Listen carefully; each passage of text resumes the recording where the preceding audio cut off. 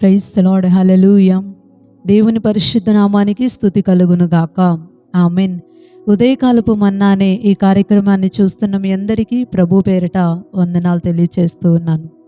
పరిశుద్ధ గ్రంథంలో నుంచి ఒక వాక్య భాగాన్ని మనం ధ్యానం చేసుకుందాం. యెషయా గ్రంథం 49వ అధ్యాయం 15, 16 వచనాల్ని మనం చదువుకుందాం. స్త్రీ తన గర్భమున పుట్టిన బిడ్డను కరుణింపకుండా తన చంటి పిల్లను మరచునా? వారైనా మరచుదురు గాని నేను నిన్ను మరువను. చూడుము, నా అరచేతుల మీదనే నిన్ను చెక్కియున్నాను. నీ ప్రాకారములు నిత్యము నా ఎదుట ఉన్నవి. దేవునికి స్తోత్రం. హల్లెలూయా. మనం చదువుకున్నటువంటి వాక్య భాగంలో ఏమని రాయబడింది అంటే, దేవుడు మనకి ఒక మంచి వాగ్దానాన్ని ఇస్తున్నాడు. ఒక మంచి విషయాన్ని తెలియచేస్తున్నాడు. ఏంటది అంటే, నేను నిన్ను మరువను. చాలాసార్లు మన జీవితంలో మనం అనుకుంటూ ఉంటాం, పలానా వ్యక్తి నన్ను మర్చిపోయారు, నా స్నేహితులు నన్ను మర్చిపోయారు, మా బంధువులు రక్త సంబంధులు నన్ను మర్చిపోయారు, నేను వీళ్ళని చాలా బాగా ప్రేమించాను కానీ మర్చిపోయారు, వీరికి చాలా మేలు చేశాను కానీ మర్చిపోయారు, వీరి కష్టంలో ఉన్నప్పుడు వీళ్ళని నేను చాలా ఆదుకున్నాను కానీ మర్చిపోయారు, ఆకలితో ఉంటే అన్నం పెట్టాను, వస్త్రాలు లేకపోతే బట్టలు ఇచ్చాను, ఎంతో మంచి చేశాను, ఎంతో మేలు చేశాను, వారికి నేనే దిక్కు అన్నట్టుగా వారు నాతో ఉండేవాళ్ళు, కానీ ఎంతో మేలు చేశాను కానీ మర్చిపోయారు అనుకుంటూ ఉంటాం కదండి. చాలా సందర్భాల్లో చాలా విషయాలను బట్టి మనము మర్చిపోయారు అని అనుకుంటూ ఉంటాం.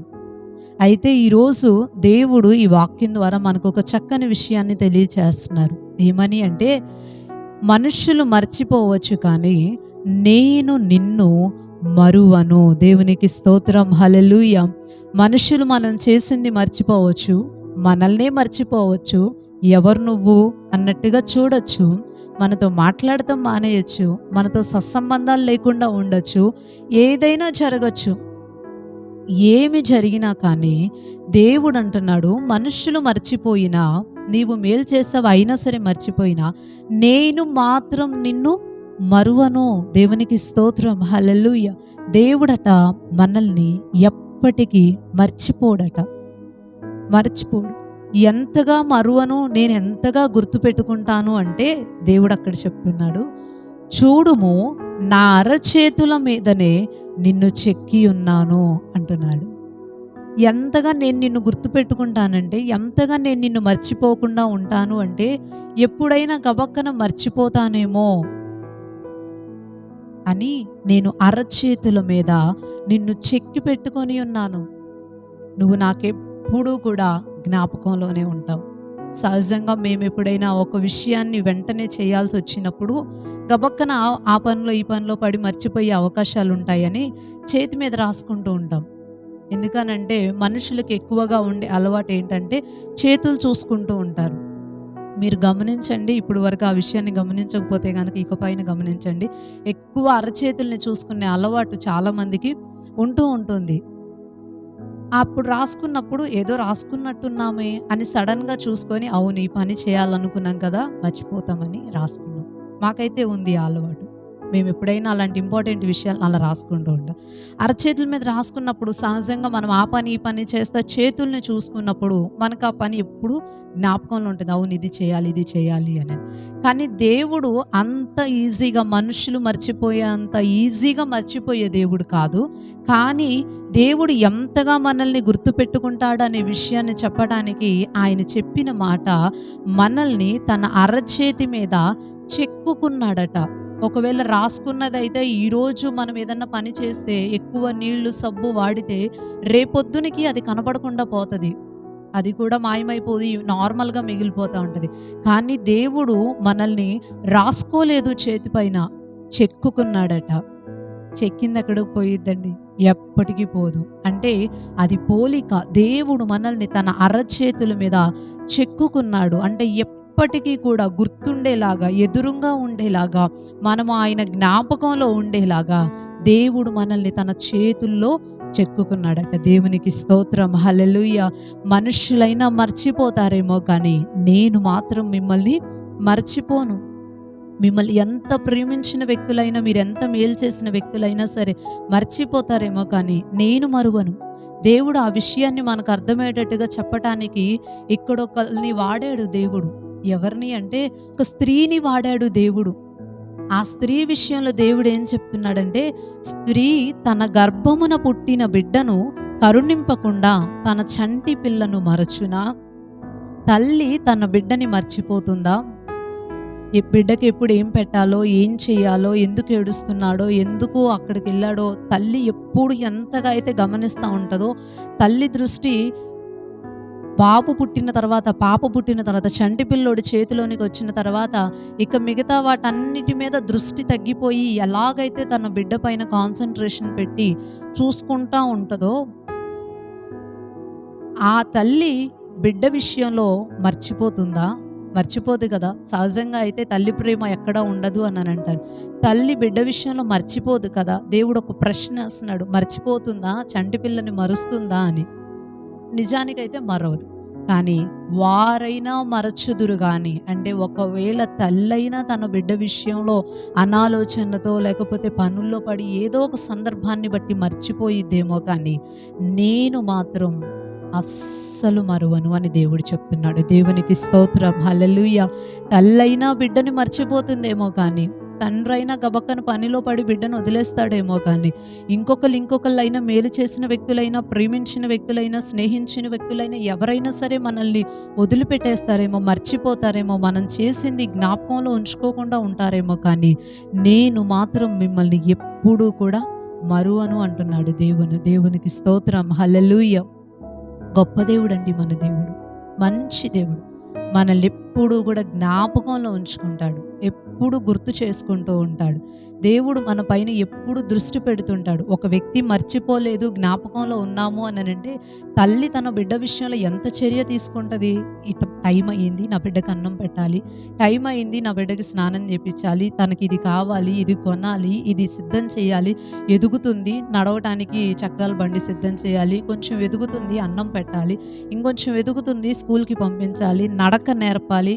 ఇలాంటివన్నీ కూడా తల్లిదండ్రులు ఎంతగా అయితే దృష్టి పెట్టి బిడ్డల విషయంలో నేర్పిస్తారో, దేవుడు కూడా మనల్ని మర్చిపోకుండా మన పైన దృష్టి పెట్టి మనల్ని ఎప్పుడు జ్ఞాపకంలో ఉంచుకొని, ఇప్పుడు ఏం కావాలి, కాసేపట్లో ఏం కావాలి, రేపొద్దునకి నా బిడ్డకి ఏం అవసరం అవుతుంది, ఎందుకు నా బిడ్డ ఒత్తిడి పడుతున్నాడు, ఎందుకు నా బిడ్డ స్ట్రగుల్ ఫీల్ అవుతున్నాడు, ఎందుకు స్ట్రెస్ పడుతున్నాడు, నేను చూసుకోవాలి, అన్ని సమకూర్చాలి అని తల్లి బిడ్డ విషయంలో ఎంత దృష్టి పెడుతుందో అంతకంటే ఎక్కువగా దేవుడు మనల్ని మర్చిపోకుండా ఎదురుంగా పెట్టుకొని చేతిలో చెక్కుకొని మనల్ని జ్ఞాపకంలో ఉంచుకొని ఏ హాని మనకి రాకుండా, ఏ బాధ మనకి కలగకుండా, ఏ ఇబ్బంది మన జీవితాల్లోనికి వచ్చి మనల్ని కృంగతీయకుండా దేవుడు మనల్ని పట్టించుకుంటాడట. దేవునికి స్తోత్రం, హల్లెలూయా.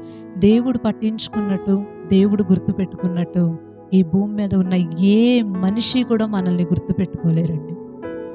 అది వినిన దానికంటే రుచి చూస్తే దాని అనుభూతి బాగా తెలుస్తూ ఉంటుంది. వింటే ఒక మాటలాగా అది చెవులోకి వెళ్ళిపోతుంది కానీ నిజంగా ఒక మనిషిని దేవుడు ఎంతగా పట్టించుకుంటాడో కనుక మనకి తెలిస్తే మనం ఎప్పుడూ కూడా దేవుణ్ణి విడిచిపెట్టి క్షణమాత్రం కూడా ఉండలేం. దేవునికి స్తోత్రం, హల్లెలూయా. ప్రతి చిన్న విషయంలో ఏం తినాలి, ఏం వేసుకోవాలి, ఎక్కడికి వెళ్ళాలి, క్షేమము, కాపుదల, అన్ని విషయాల్లో దుష్టుడు మనల్ని ఎంతో అటాక్ చేయాలని చూస్తూ ఉంటాడు, ఎన్నో ఇబ్బందులు కలుగచేయాలని చూస్తాడు, ఎంతో కృంగతీయాలని చూస్తూ ఉంటాడు, ఎన్నో సమస్యల్ని పంపించాలనుకుంటాడు. నిందలు, అవమానాలతో జీవితంలో మన పైన మనకే విరక్తి వచ్చేలాగా చేయాలని చూస్తాడు. కానీ దేవుడు మాత్రం మనల్ని ఎప్పుడు వెన్నంటి ఉండి పట్టించుకొని మనకి ఏమీ ఇబ్బంది రాకుండా, కృంగిపోకుండా, లేవనెత్తుకుంటా, దిగులు పడిపోతే బలపరుచుకుంటా, సహాయం కరువైపోయినప్పుడు సహాయం చేసుకుంటా, మనకి బాధ లేకుండా సంతోష సమాధానాలతో దేవుడు ఎప్పుడు కూడా వెన్నంటి ఉండి ధైర్యపరుచుకుంటా, నేనున్నానని ధైర్యం చెప్పుకుంటా దేవుడు ఎప్పుడు కూడా ముందుకి తీసుకొని వెళ్తాడు.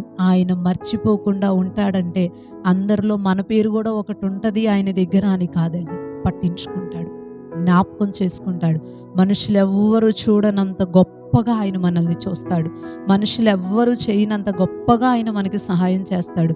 మనుషులెవ్వరూ తీర్చలేనంత గొప్ప గొప్ప కార్యాలని దేవుడు మన పట్ల చేసి, అద్భుతాల్ని, ఆశ్చర్య కార్యాలని దేవుడు చేస్తూ ఉంటాడు. ఈ ఉదయకాల సమయం అందరూ నన్ను మర్చిపోయారు, వంటన్ని చేసేశారు, నేనంటే ఎవరికి ఇష్టం లేదు, నేనెంతో చేస్తున్నాను కానీ ఏ ఉపయోగం ఉండట్లేదని బాధతో కృంగిపోతూ ఉన్నట్లయితే ఈ మాటని దేవుడు మీకోసమే పలికించాడేమో.